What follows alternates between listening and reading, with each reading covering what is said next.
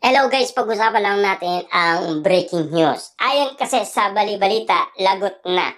Daniel Padilla at Kyla Estrada nag-horse riding na. Spotted yan. Ayon kasi sa iba't ibang mga netizens. Grabe nga naman kasi kita nyo naman, no? Na talagang si Daniel Padilla patuloy lang silang nagpapakilig sa kanilang mga fans.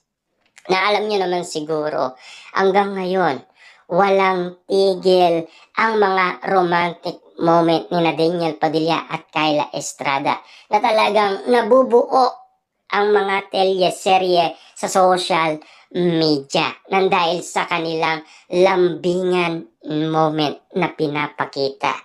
Grabe ang galawan talaga ni Kyla Estrada at Daniel Padilla na talagang parang makatotohanan ang mga pinapakita nila. Kung bakit nga naman kasi kaduda-duda ang mga galawan nila. Kaya nga naman kasi ang iba, ang inala na nila, magjowa na talaga sila. Kaya pinipilit na umano sina Kyla Estrada at Daniel Padilla magpakasal na.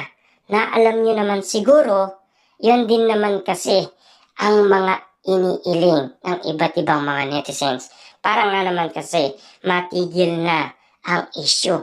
Ganyan din naman kasi ang paliwanag nila sa Katden. Alam nyo naman siguro, para hindi na daw masayang ang pinag-irapan nila.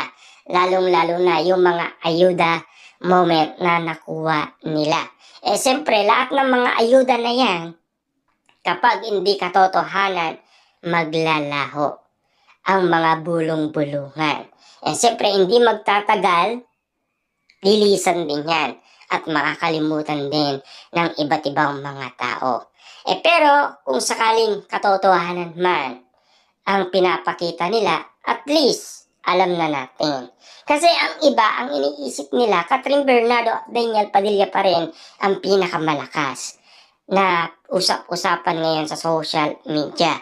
Alam niyo naman siguro, kilos ni Daniel Padilla, hindi pa nakaka-move on.